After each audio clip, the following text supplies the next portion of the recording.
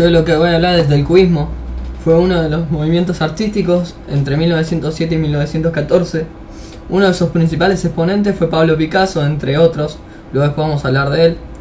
Esta vanguardia fue una de las pioneras, ya que generó una ruptura en la pintura tradicional de la época. También quitó el estatuto de la perspectiva que estaba establecido en el siglo XX. Esta vanguardia tuvo diversas características, como por ejemplo, aparece una perspectiva múltiple, ya que se empiezan a ver de diferentes partes a un mismo objeto. Por ejemplo, si tenemos un rostro humano, vamos a poder tener la parte frontal y la parte de perfil del mismo. Genera un quiebre en lo que es la pintura tradicional que se pintaba detalladamente. En cambio, en el cubismo se empieza a representar a la naturaleza a través de objetos y líneas. Con objetos me refiero a figuras geométricas, por ejemplo triángulos, cuadrados, rombos, círculos.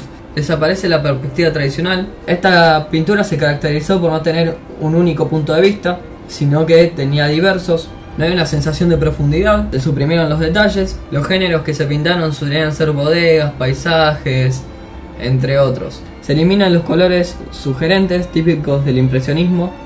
En su primera etapa predominó el monocromático y luego cambió a ampliarse la paleta. Utiliza tonos pictóricos como grises, verdes o marrones. Pablo Diego Francisco de Paula Nepomuceno Cipriano de la Santísima Trinidad Ruiz y Picasso, más conocido como Pablo Picasso, nació el 25 de octubre de 1881 en Málaga, España, y fallece a la edad de 91 años en la ciudad de Moulins, en Francia.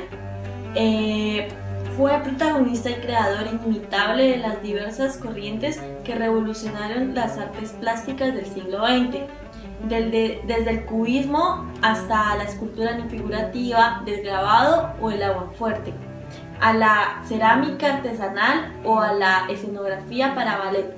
Su obra inmensa en número, en variedad y en talento se extiende a lo largo de 75 años de actividad creadora que el pintor compaginó sabiamente con el amor, la política, la amistad y un exaltante y contagioso goce de la vida. Es primogénito del matrimonio formado por el pintor vasco José Luis Blasco y la andaluza María Picasso López. El padre era profesor de dibujo en la Escuela Provincial de Artes y Oficios, conocida como Escuela San Telmo. La primera infancia de Pablo transcurrió entre las dificultades económicas de la familia y una estrecha relación entre padre e hijo. El niño en su época escolar era bastante perezoso y muy distraído, pero con gran facilidad para el dibujo que don José estimulaba. La familia tiempo después se traslada a La Coruña, en cuyo instituto de La Guarda son requeridos los servicios del padre como profesor. Pablo inicia sus ensayos pictóricos y 3 años más tarde le cede sus propios pinceles y caballetes, admirado ante el talento de su hijo, el señor don José Blasco. Luego Pablo resuelve un día los ejercicios de los exámenes previos para un mes y es admitido en la escuela. Con solo 15 años instala su primer taller en la calle de La Plata de la ciudad condal. 2 años más tarde obtiene una mención honorífica en la Gran Exposición de Madrid por su obra Ciencia y Caridad, todavía de un realismo académico, en la que el padre ha servido de modelo para la figura de un médico. La distinción lo estimula a rendir oposición al curso adelantado en la Academia de San Fernando. Obtiene nuevas medallas en Madrid y en Málaga. Realiza su primera muestra individual y finalmente hace una visita a París para ver la exposición universal. Allí vende 3 dibujos al maestro Petrush Manage, quien le ofrece 150 francos mensuales por toda su obra de un año. Pablo es ya un artista profesional y decide firmar solo con el apellido materno. Una de sus obras académicas más importantes es La Primera Comunión, que se encuentra en el Museo Picasso en Barcelona. Está hecha en óleo sobre tela.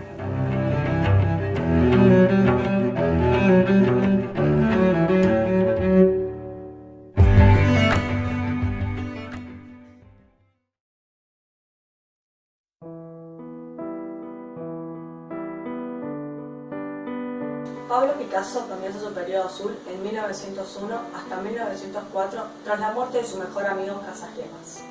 Se denomina periodo azul porque es el color que predomina en sus cuadros. Casagemas fue el mejor amigo de Picasso, quien se suicida el 17 de febrero de 1901 tras intentar asesinar a su amante, una bailarina del Moulin Rouge. La muerte de Casagemas dejó a Picasso triste y desolado, por lo que este periodo va a reflejar su estado de ánimo en sus cuadros a través de la pintura. Picasso pinta la muerte de Casagemas y toma el estilo del Greco en su pintura El entierro del conde Orgaz. En ambas pinturas se ven dos divisiones que corresponden a los dos mundos, la tierra y el cielo, o el espíritu y el cuerpo. Además, Picasso toma del Greco el color azul y el alargamiento de las figuras. Picasso, solo y recordando a su amigo Casagemas, se sumió en una tristeza y empieza a ver el lado negativo de la vida, cosa que refleja en sus cuadros en este periodo azul. Sus cuadros se caracterizan por una atmósfera de desesperación y un tono azul que los hace irreales. Sus dibujos eran figuras humanas distorsionadas y alargadas. Pintaba seres marginales, borrachos, mendigos, mujeres solitarias y sobre todo personajes ciegos. Entre sus obras encontramos el autorretrato de Picasso, es pintado en 1901. Toma elementos franceses y españoles. En este cuadro se lo ve a Picasso con un abrigo y su mirada transmite tristeza. El cuadro no hace alusión a que es pintor, podría ser de cualquier profesión. Dos mujeres en un bar es pintada en 1902, con óleo sobre lienzo, y la pintura mide 80 centímetros por 91 centímetros. Los pobres a la orilla del mar es pintada en 1903. Muestra los sentimientos y emociones del artista. Da la sensación de que es un ambiente frío, que está anocheciendo y los personajes se los notan tristes y desolados. El viejo judío o viejo ciego con niño es pintada en 1903. El anciano ciego es presentado como un ser desterrado de la sociedad y consumido por los hombres. Además, se lo ve con una mirada perdida. La comida del ciego es pintada en 1903 y retoma el tema de la ceguera. Picasso pinta en su periodo azul 3 veces la ceguera. Viejo guitarrista ciego es pintado en 1903. El viejo sostiene una guitarra en una acera de Barcelona. El cuadro es completamente azul a excepción de la guitarra, que es marrón.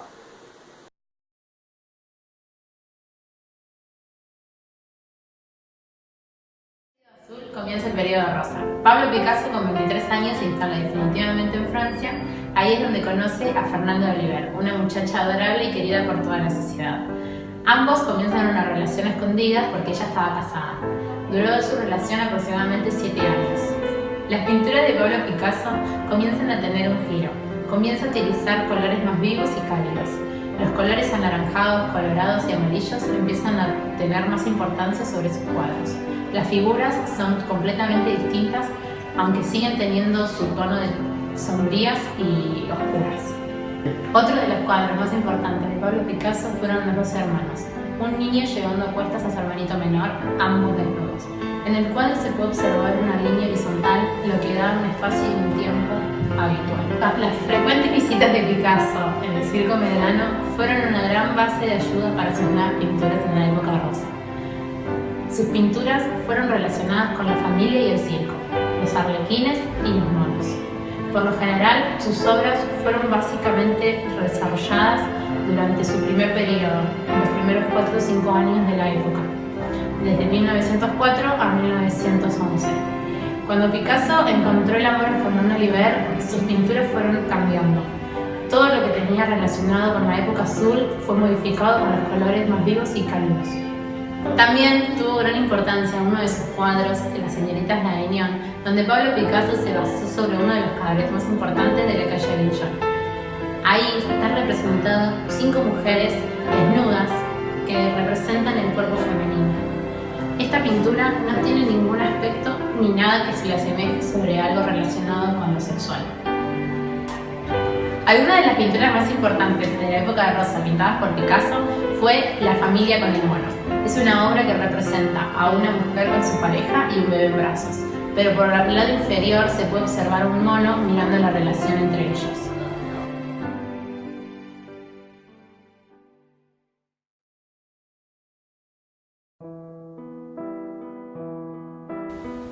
Bueno, el cubismo analítico se conoce como la primera fase del cubismo, que va a partir de 1909 y termina en 1912, y ve a un precursor muy conocido llamado Paul Cézanne. El artista, de hecho, pronto se desarrolla desde el impresionismo y comienza a sentirse demasiado superficial para la búsqueda de la luz a través del movimiento del arte.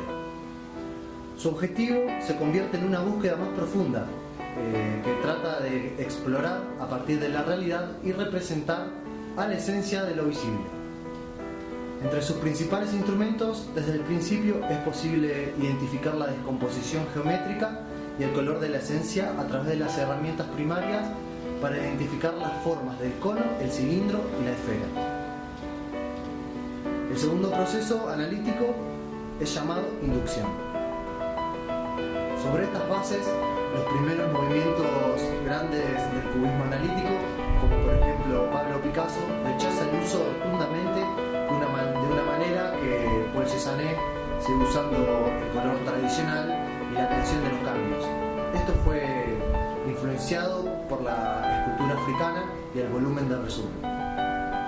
Picasso es el primer artista en buscar una síntesis de los planes en el único nivel de la tela, un resumen de los movimientos en el tiempo representado. La multiplicación del punto de vista es la base del cubismo analítico. Esto se lleva a cabo con fidelidad en lugar de autores como Georges Braque, que en el año 1910 con las almendras alcanza el rendimiento de la visión binocular en la única zona del lienzo. Solo hay que añadir el tema del movimiento para llevar esta reflexión al futurismo. Con artistas como Duchamp y Severini hay una representación consciente sobre el lienzo de diversos planes y diferentes puntos de vista en el movimiento. Bueno, en esta imagen podemos ver el retrato de Ambroise Vollard, que lo pintó Pablo Picasso en 1910, que básicamente es una superposición de figuras.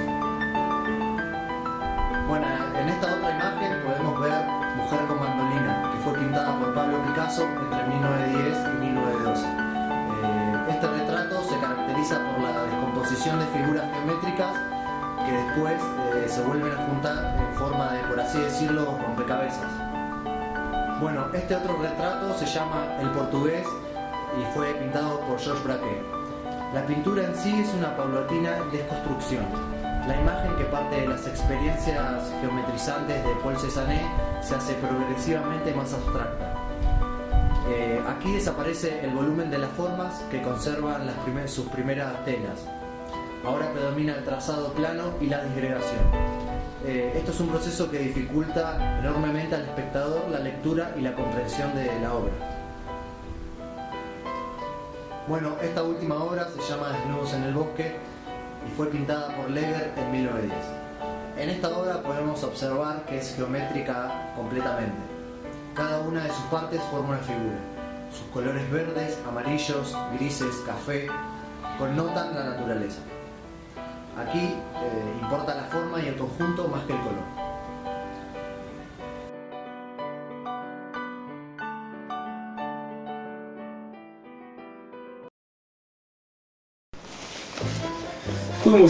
El portugués en 1911 de Braque aparecen palabras y números, lo que abrió una nueva vía que llevó al segundo periodo del cubismo, que fue de 1912 a 1914.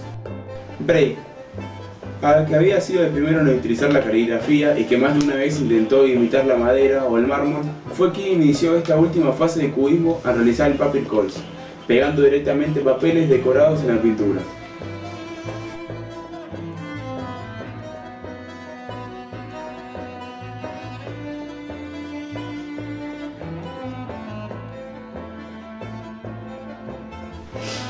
La novedad sin duda fue el uso de los materiales no pictóricos.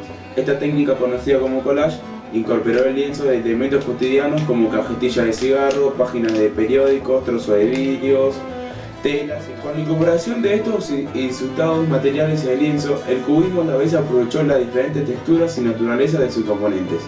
Esto se planteó un algo muy original y siempre inquietante de que era la realidad de lo que se estaba viendo en el cuadro. En este estilo cubista, Braque realizó sus famosos paper calls y Picasso obras como El jugador de cartas o Naturaleza muerte verde. Para saber primero qué es el collage, vamos a dar unas características principales, que serían adiciones en las pinturas, algunos objetos como hules, estampados, papeles impresos o pintados, y citan una sensación táctil. Selecciona un número pequeño de planos para reconocer mayor los objetos, pega en lugar de pintar, como por ejemplo partituras en lugar de pintar sus notas, o fragmentos en un papel en forma de violín en lugar de pintarlo. Incrementa colores a la paleta del cubismo analítico sintético y rompe la bricomía de grises y ocres. A continuación vamos a ver el siguiente cuadro de Picasso con el nombre de Naturaleza muerta con silla de rejilla. Este cuadro fue en 1912, es un estilo entre el cubismo analítico y el cubismo sintético. La técnica de soporte y dimensiones es de collage de óleo, hule y pastel sobre tela. Este cuadro se puede encontrar en París, en el Museo de Picasso. Además, es la primera exploración en serio del artista en el collage. A continuación veremos Pettoruti improvisador, que es la fecha de creación de 1937, la técnica óleo sobre tela, y podemos encontrar el cuadro en el Museo Nacional de Bellas Artes. Emilio Pettoruti es un artista argentino. A continuación hablaremos del cuadro de Quinteto, también de Emilio Pettoruti, en el año 1927. La técnica usada es el óleo sobre madera terciada. Este cuadro podemos encontrarlo en el Museo Nacional de Bellas Artes. Bueno, una simple acotación es que la música ciudadana es el motivo inspirador de este cuadro. En un ambiente urbano porteño, 4 músicos y un cantor se juntan para interpretar un tango. Este cuadro que vemos acá es del Morocho Maura, creado en 1953, y podemos encontrarlo en la colección de fundación de Pettoruti. A continuación y por último veremos la dinámica del viento, que sería sobre grafitos sobre papel, en 1915, y podemos encontrarla en la colección del Museo Nacional de Bellas Artes también.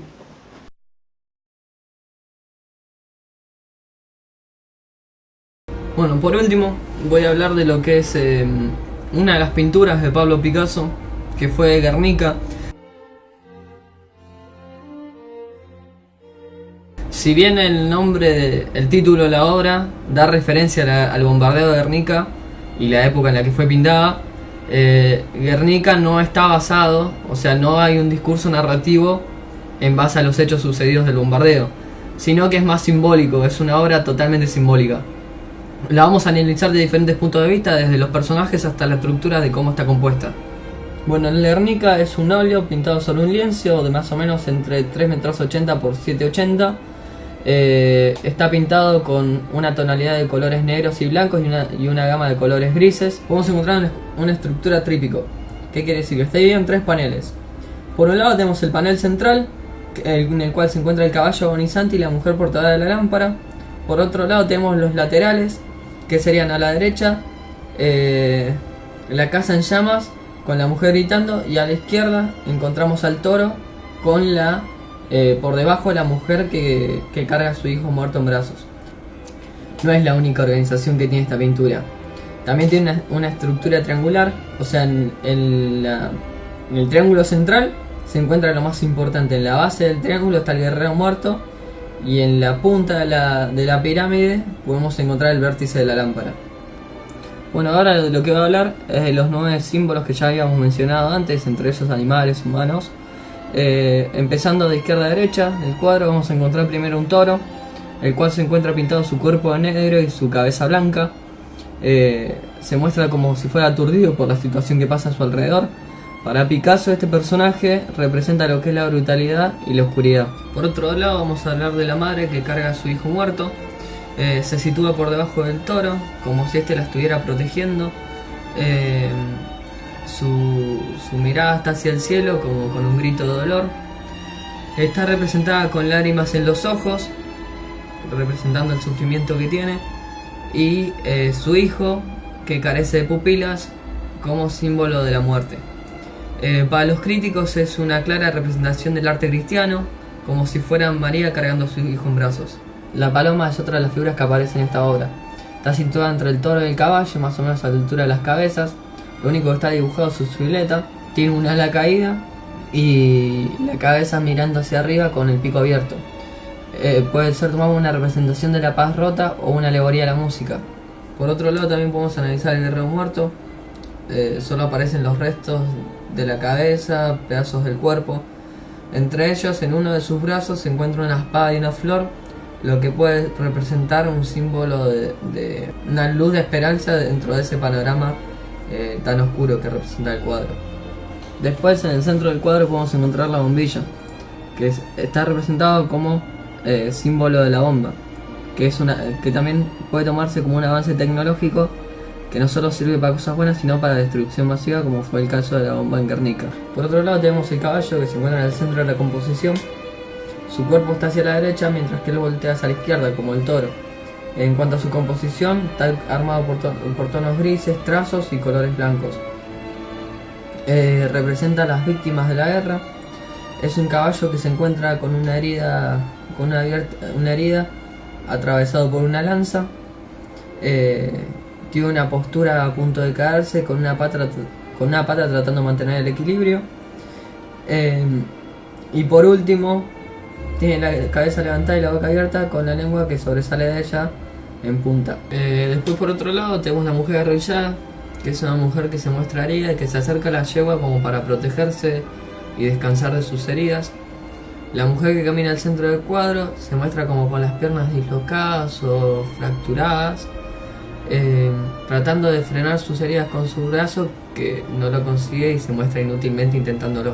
Se ve una hemorragia que además lo podemos detectar comparando con otros de los personajes, en cual la forma en la que está pintado y trazado nos dan la idea de que es lo mismo que le está pasando al otro personaje. Por último, ya vamos encontrando los últimos personajes, que es uno de ellos es la mujer con el quinqué, que se muestra iluminando la estancia con una vela. Se muestra también aturdida, como en shock por lo que sucede a su alrededor. Esta mujer sería como una alegoría fantasmagórica de la República. Luego tenemos la casa en llamas, que la casa vendría a ser como una ilusión a las bellas artes que están siendo destruidas, la arquitectura. También tenemos el hombre implorando, cuyo brazo está tendido al cielo, mirando al cielo como rogando que se acabe ese bombardeo. Está inspirado en el cuadro de Goya y es la forma artística de decir basta a la guerra. Bueno, ya para finalizar, tenemos la mujer con los brazos al cielo, que está envuelta en su casa en llamas, cayendo verticalmente, rogando al cielo que se acabe ese bombardeo. Suponemos que debe ser una mirada hacia los aviones, los cuales atacaban la zona. Esta mujer, junto con la mujer que encontramos a la izquierda, que carga a su hijo muerto en brazos, son una representación del horror de la guerra moderna.